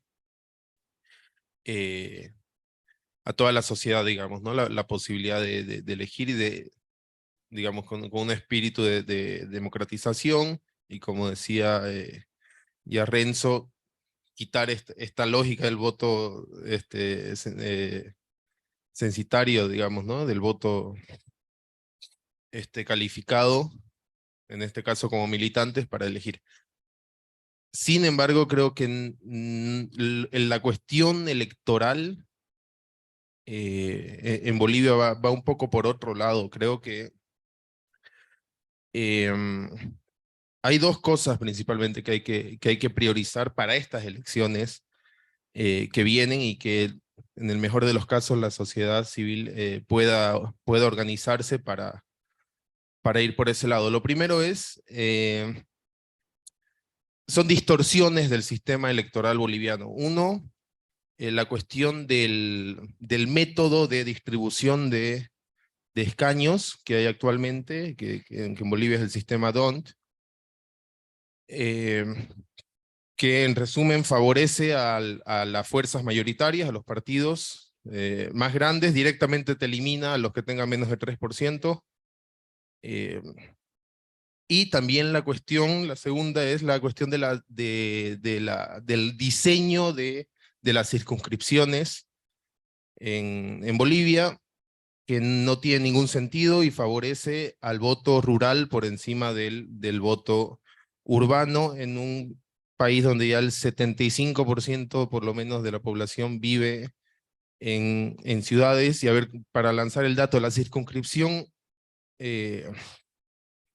urbana, las circunscripciones urbanas en Santa Cruz son municipio de Santa Cruz y Cotoca, o sea, estamos excluyendo solamente Guarne, son 350,000 habitantes o más, ¿no? La Guardia, Montero, El Torno, etcétera, todo eso cuenta como rural, digamos, ¿no? O otras ciudades intermedias que no están siendo bien representadas. Entonces, a eso le sumo la cuestión del control electoral, que el 2016 fue clave. Ahí María José lo sabe. Creo que esas son las preocupaciones que son prioritarias, digamos, ¿no? Más allá de esto y el costo que implicaría, porque ya abrirlo a hacer básicamente una elección general de toda la población, si 4 millones de dólares costaba hacerlo solo con militantes, el costo es muchísimo mayor, ¿no? Eso, gracias. Gracias. Bien, buenas noches, Santiago Terceros. Voy a ser breve y no a una pregunta, sino algunas sugerencias que lo conversamos con María José más temprano, de que haya apertura para esto. Me parece extraordinario y me pone muy feliz de que estemos dando los pasos que tenemos que dar para buscar un espacio para cambiar este país. Necesitamos el camino a una candidatura única y estratégicamente creo que es el camino correcto, y yo lo señalaba el 9 de febrero, justo buscaba que es el camino para alcanzar una candidatura única, poder tener una gran alianza y que a través de un proceso eleccionario definamos quién va a ser el candidato que va a representar una visión diferente a la que tenemos hoy por hoy con falsos matemáticos, fraudulentos, etcétera, etcétera. Una sarta de personajes muy divertidos que no nos alegran la vida. Sin embargo, creo que tenemos que separar lo posible de lo soñable y de lo que soñamos. Soñamos con otros mecanismos de elección, que nuestro padrón y nuestro sistema de registro ciudadano sean herramientas para la elección. Soñamos con muchas cosas, pero creo que lo posible viene dado por abrir estas elecciones a la ciudadanía. Y en ese sentido mis comentarios van bien puntuales a temas que se han señalado. Para mí tiene que ser obligatoria la participación. Creo que no estamos en condiciones ciudadanas de tener una elección voluntaria. Sobre eso había una notita en la presentación de María José que señalaba de jurados delegados voluntarios, jurados voluntarios, y creo que eso es un posible error, porque nos puede dar la situación en la cual tengamos mesas sin jurados, ¿no? Y a ver quién se hace cargo de esa mesa el día de la elección. Entonces creo que es importante que los jurados sean obligatorias su participación, como es en una elección normal. Creo que en la lógica estratégica de que esto hay que negociarlo con el movimiento al socialismo y que para ellos es importante buscar cuál es el elemento que los va a hacer votar a favor de una modificación como esta, recordando que el único caso en el cual ellos han dado el brazo a torcer fue después de un paro de 36 días, en el cual sancionaron una ley que no venía de su propia agenda. Buscar los mecanismos necesarios para conectar con ellos debe contar con la menor cantidad de modificaciones posibles y las más potentes, ¿sí? En ese sentido, creo que plantear 3 días de conteo es ponernos la soga al cuello. Probablemente van a decir, no, es imposible hacer la elección en 3 días, y ahí se corte un proceso de negociación con ellos. Y finalmente, otro comentario adicional es el tema de las mesas multipartidarias. Probablemente sea una complicación adicional hacer, en lugar de mesas multipartidarias, una boleta única, porque no sabemos cuántos candidatos va a tener cada agrupación, pero es más fácil de contar, ¿sí? O sea, si tenemos 5 o 6 partidos que van a la elección, hay que contar 6 veces. Las ánforas del MAS, las ánforas de la Alianza Cambio, etcétera, etcétera, y con una sola boleta puede ser más fácil. Como buscando el camino para viabilizar el proceso de la elección, de la modificación de la ley, que va a implicar una negociación política, y sabemos que en eso va a costar muchísimo. Solamente esos comentarios. Muchas gracias. Gracias. Por favor, atrás, Sergio.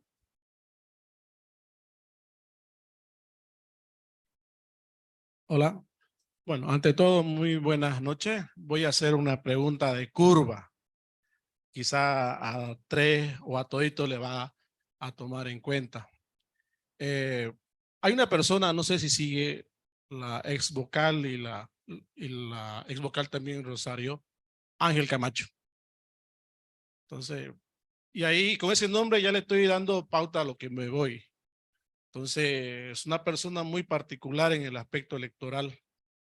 Quizás ha determinado muchos aspectos en los escenarios políticos y sociales en el país. Es muy importante en el aspecto de manejar otro tipo de padrón electoral.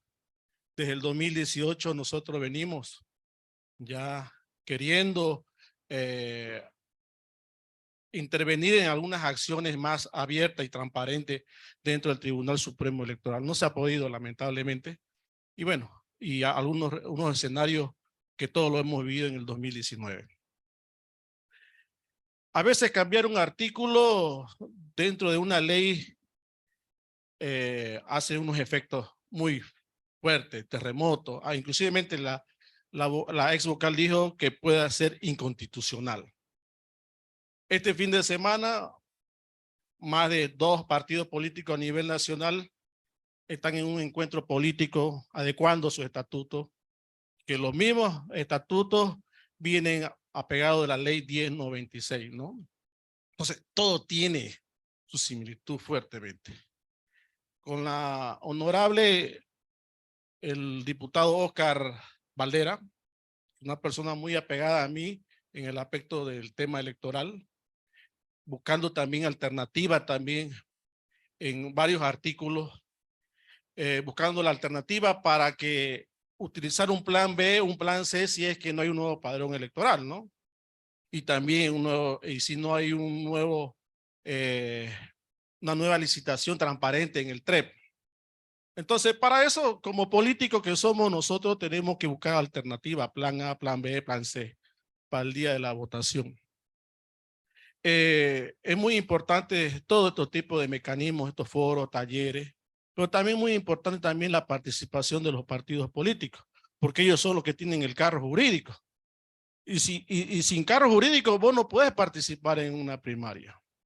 Entonces, lo felicito al CONADE, al Observatorio Nacional Político de esta iniciativa, pero siempre es bueno también traerlos a los dueños de los carros jurídicos que son los partidos políticos.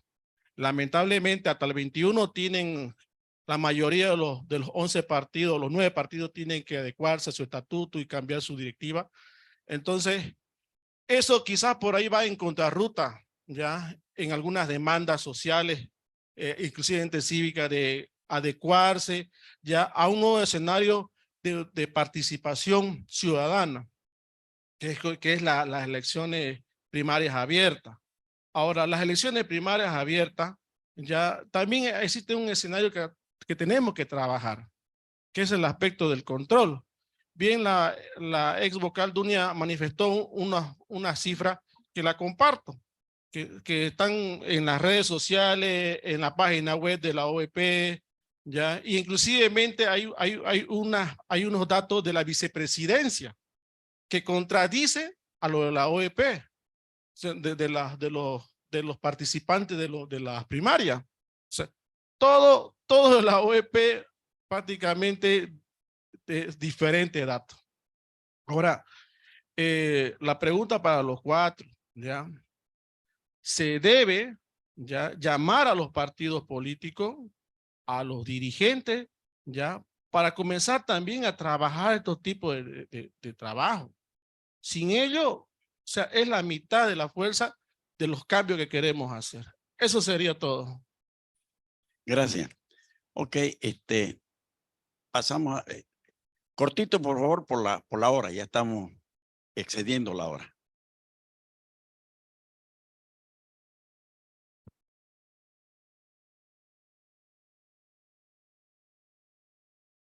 Muy buenas noches. He asistido por una invitación de un grupo político. Referente a las primarias, he escuchado que estaban hablando la ex vocal, que es innecesario, ¿ya? O sea, más que todo, las primarias se hicieron fue para legitimizar la candidatura de Evo Morales y Álvaro. O sea, y creo que se le olvidó decir eso, aparte de demostrar el poder, su militancia, se olvidó, creo que decir la legitimación de la candidatura de Evo y Álvaro, que fue porque se hizo vinculante, ¿no? Lo que yo sugiero es más que todo es que todos los partidos políticos que presenten candidatos, porque no van a poder participar si no van a primaria. Entonces, ¿cuáles serían los partidos políticos que van a presentar candidatos y ver la forma de que, así como el CONADE está haciendo, ver la forma de la unificación de la oposición? Más que todo la unificación, porque sería, aunque es imposible, que se ha tratado ya en muchas ocasiones, en el 2019 la unificación no se puede. Pero yo creo que trabajando se podría dar a unos 2 o 3 partidos políticos. Otra sugerencia, vamos a ir con el padrón electoral viciado.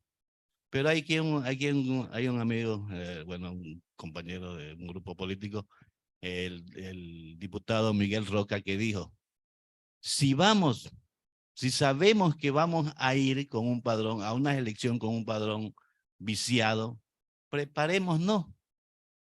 Eso es lo que tenemos que hacer, que como dice el profesor mañana tiene examen de matemática, nos preparamos para el examen de matemática. Entonces, vamos a ir con el padrón viciado, preparémonos para las elecciones con ese padrón viciado. Por ahí alguno de los panelistas dijo, tenemos que tener delegados de mesa. Pero no tenemos que tener un delegado de mesa de nuestro partido político. Tenemos que tener 2 delegados en cada mesa o 3 delegados y un jefe de delegado, o sería un veedor del delegado a nivel de cada circunscripción, de cada escuela, ¿no? Esa sería mi opinión. Gracias. Sí, ya por favor, cortito, ya puntual, porque si no, vamos a amanecer aquí. Nos vamos a quedar solos.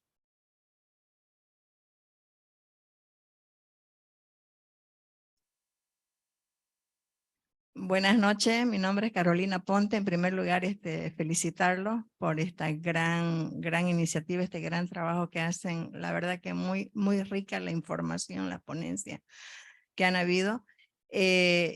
Mi preocupación mía que quiero manifestarle es con relación, yo sé que el CONADE, yo lo llamo el guardián de la unidad. La idea es de que las primarias pues no se disperse el voto, ¿no es cierto? Eso estamos en esa búsqueda. Mi preocupación grande es que evidentemente los actores políticos que en su momento, digamos, tienen, como uno dice, el sartén por el mango, van a ser los partidos políticos, las agrupaciones que logren estar habilitadas para el acto eleccionario, ¿no es cierto? Eso está ahorita muy incierto por el tema de que los propios partidos políticos a su interior están pasando por una serie de problemas que no pueden ni siquiera elegir su directiva, adecuar sus estatutos, reglamentos. Entonces se necesita ya tener esa certeza, esa seguridad de la gente que va a estar de los partidos que van a estar habilitados, de las agrupaciones que estarían ahí, para que ya nosotros sobre eso trabajemos. Esa es mi gran preocupación. Ahorita nos estamos distrayendo. Yo veo que hay esa distracción, que está pasando el tiempo y en realidad no hay algo que esté legitimado para habilitarse ante el comité electoral, y nosotros en eso ya trabajar primarias, lo que sea, para buscar la unidad, ¿no es cierto? Esa es mi gran preocupación que les quiero manifestar. Y obviamente también lo otro con relación al gobierno del MAS, que es tan astuto en poner todas las reglas del juego favorable a ellos. Ahorita hay una distracción y ellos están ganando. Ellos van a tener 2 candidatos y al final es lo mismo. Y acá, digamos, frente a la oposición que está dispersada, que los partidos no tienen ni la capacidad de poder nombrar sus directivas, creo que ese es un trabajo importante que hay que hacer al interior de los partidos una vez que haya eso definido, esa seguridad, y de ahí ya pasaríamos, ¿no ves?, a otras acciones. Gracias. Muchas gracias. Entonces, de manera puntual, por favor, en el mismo orden, cortito, para que podamos concluir el evento. Gracias. Sí, primero a la respuesta que nos hacía aquí el colega sobre las identidades. Claro, cuando hemos hablado de identidades, estamos hablando de identidades precisas, ¿no? Amas de casa hemos mencionado, pero claro, hay una identidad también pues local, hay una identidad nacional, hay una identidad regional, hay una identidad continental, o sea, no son mutuamente excluyentes. Pero lo que yo quería remarcar es que frente a la crisis de las grandes ideologías y de las grandes estructuras del siglo XX, lo que ha sustituido la dinámica política son estas unidades básicas. ¿Dónde se hace política hoy día? Se hace en los grupos pequeños, en las plataformas, en las juntas vecinales. Ahí está el núcleo de la política. Y eso es y tienen una identidad propia que no se logra representar en el Estado, porque el Estado propio del siglo XX se gestionaba a través de grandes aparatos, ¿no? Cuando se hacía política del siglo XX decías, no vas a llegar a ser candidato si no tienes un aparato. El término aparatos representaba estas pesadas y costosas estructuras que llamamos partidos. Yo el año pasado hablaba con Pamela Flores y le decía, bueno, ¿y qué vamos a hacer? ¿Cuál es el camino que van a seguir? ¿Van a seguir, quieren ser partido? No, decían, ni locas, partido. ¿Y cuál es su ideología? No queremos saber de ideología. Liderazgos, no queremos saber de liderazgos. Claro. Estaba en la lógica de que todo lo que se lleva el siglo XX, entre todo lo que se llevó las ideologías, se llevó los partidos, se llevó toda esa estructura que hoy se ha renovado a través de los grupos de presión, de las juntas vecinales, de las plataformas, etcétera. A eso me refiero. Pero yo muy brevemente quiero hacer referencia a algunos elementos que creo que se han tocado en la discusión. Lo primero que yo creo que ¿cuál es el espíritu de proponer, reformular el artículo 29? Es decir, aperturar al ciudadano. La primera constatación es que el sistema político nacional está diezmado. No está destruido, no está en mal estado, no está funcionando mal, está diezmado. El MAS se ha abocado 15 años a pulverizar el sistema político y por eso no debiera llamarnos la atención que los partidos apenas sí pueden funcionar, porque en realidad pues están subsumidos, ¿no?, en todo el aparato mañoso, perverso del MAS. Ese sistema hay que reconstruirlo y no se lo puede reconstruir si el ciudadano tiene trabas. El segundo elemento es que cuando yo mencionaba la crisis de la democracia mundial, ¿por dónde pasa la crisis de la democracia mundial? En todos los países, pero particularmente en el nuestro, porque los sistemas de representación y de participación del ciudadano han crepitado, ya no existen. Los copó el MAS, los copó a su manera y eliminó, al racializar la política, eliminó los mecanismos de representación y de participación ciudadana. Tenemos que pensar en cuánto va a costar, qué problemas tenemos, todo lo que nuestros colegas han dicho, pero primero tenemos que pensar en qué aparatos de participación y representación queremos. ¿Cómo vamos a reconstruir la democracia con los mismos aparatos que ha creado el MAS? ¿Atravesados por un concepto de raza? Yo no creo que a eso quisiéramos llegar. Tenemos que repensar las formas de representación y participación política de la ciudadanía. Y ya no a través de los partidos, porque los partidos son un gran movimiento, hicieron maravillas con sus sombras y sus luces, pero ya pertenecen al siglo pasado. El siglo XXI, el siglo de la posmodernidad, es de los movimientos sociales ciudadanos. El otro elemento es, ¿qué mecanismos van a sustituir realmente al partido? Porque no vamos a actuar en el vacío. Necesitamos organizarnos de alguna manera y esas organizaciones sociales necesitan imaginar nuevas formas de participación en el Estado, nuevas formas de presencia en el Estado. ¿Cómo lo vamos a hacer? Yo creo que es muy peligroso entramparse en la discusión en este momento. Quizá después cambien las cosas. Pero yo creo que es muy peligroso enfrancarse en este momento en cómo lo vamos a hacer y qué tenemos que hacer y cuánto nos va a costar. Lo que hay que pensar en este momento es cómo creamos un sistema político diferente al que ha destruido y ha sustituido el MAS. Porque ese sistema masista es un sistema excluyente y racista. Y a ese sistema no podemos entrar en el juego de ese sistema.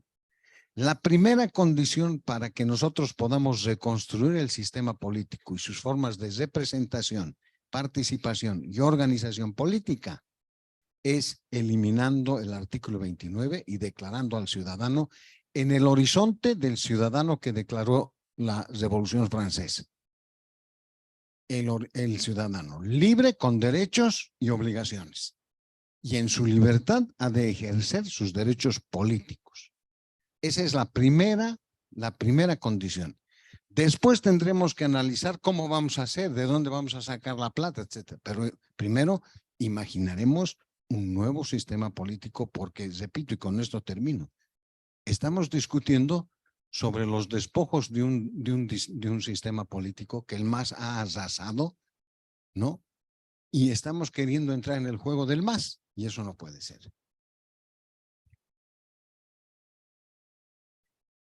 María José, por favor. Bueno, respondiendo a la pregunta de Manfredo y para ser puntual, creo que lo ideal sería, creo que el MAS sí debería estar interesado porque ahorita están divididos y deberían estar interesados en ir a una elección primaria para que sus militantes finalmente escojan cuál va a ser su candidato. Y en ese sentido, creo, me parece que sí habría oportunidad de que se le dé viabilidad en la Asamblea Legislativa a este proyecto de ley. Espero.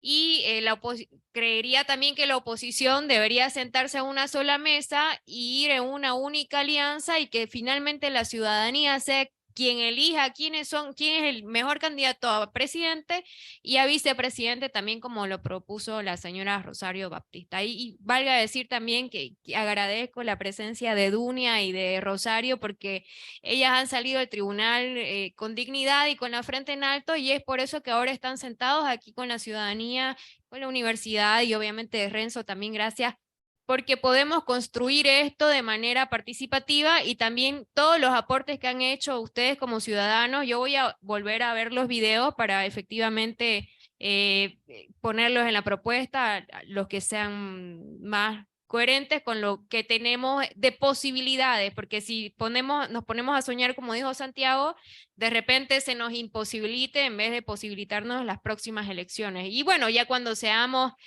gobierno, la oposición de ahora o ustedes, ya podemos construir mejores propuestas y hacer una reforma completa a este sistema de elecciones, que yo tampoco estoy de acuerdo y creo que es inconstitucional muchas cosas, como por ejemplo que el curul le pertenezca a un partido político. El curul debe ser del ciudadano y para el ciudadano y no pueden coartar la voz del parlamentario solamente para someterlo y para que sea un levantamano. Eso sería todo por hoy y muchas gracias. Gracias, Dunia, por favor. Tomen bien en cuenta, digo, para el CONADE, ¿no? La participación de Rosario, que ha sido bien concreta y bien cuestionadora respecto a todos los temas que no voy a repetir, ¿no? Para que realmente si se logra un consenso, sea unas primarias que tengan un fundamento. No puede ser, reitero junto con ella, porque estamos coincidiendo mucho, no puede ser una elección de un candidato. O sea, eso no tiene ningún sentido. Pero tal como está diseñado para eso. Entonces, no es solamente la ley LOP de organizaciones políticas, no es solamente ese artículo, porque un ejemplo de lo que me acuerdo ahorita, no pueden participar en elecciones las organizaciones ciudadanas a nivel nacional, solo a nivel municipal. Es un ejemplo de lo que me estoy acordando. Entonces, tendrían que hacer una revisión con un equipo jurídico de un barrido de cosas que sean innegociables, ¿no? Por ejemplo, esto. Estamos hablando de ciudadanos y que solamente puedan participar los partidos. Y una organización tendría que reconvertirse a partido para poder participar. Entonces, es solo un ejemplo. Los indígenas, igual, en sus organizaciones no pueden participar. Entonces, es eso. Tener una comisión bien concreto, jurídico, un equipo, con la experiencia que tenemos tal vez podríamos aportar, pero que sea un análisis más de fondo, no solo un artículo, sino toda la reglamentación, porque resulta que en la reglamentación está la trampa, y condicionar que el tribunal no ponga ese requisito de que sea un delegado. Y aquí estaba Manfredo y es una de las personas que como cruceño me dijo, ayuda a nuestra fracción, igual otra fracción del MNR. Entonces, no tiene sentido unas primarias así y hay que ver cómo realmente podrían funcionar y cómo podría funcionar para Bolivia cuando hay un antecedente de tradición malo y crear algo que sea factible. Gracias. Muchas gracias, Dunia. Bueno, yo voy a suprimir los comentarios, solamente vamos a recatar algo de lo que se dijo, pequeño. Yo creo que es muy importante entender la propuesta, por ejemplo, de Renzo sobre un nuevo actor que es la ciudadanía. Sobre todo el mensaje para los partidos. Ya no monopolizan ya, ¿no?, la representación política. El ciudadano se representa solo en el espacio público. Entonces, si los partidos no comienzan a entender esto, van a seguir siendo estructuras vacías, sin militantes, como se dijo, ¿no? Con poca capacidad, ¿no?, de convocar a la población. Entonces, quedémonos con esto, por lo menos para no cerrar el debate. Sabemos que todavía podemos seguir hablando de estas cosas, son importantes y necesarias, ¿no?, para el bien de la democracia boliviana. Muchas gracias por su asistencia. Hasta luego.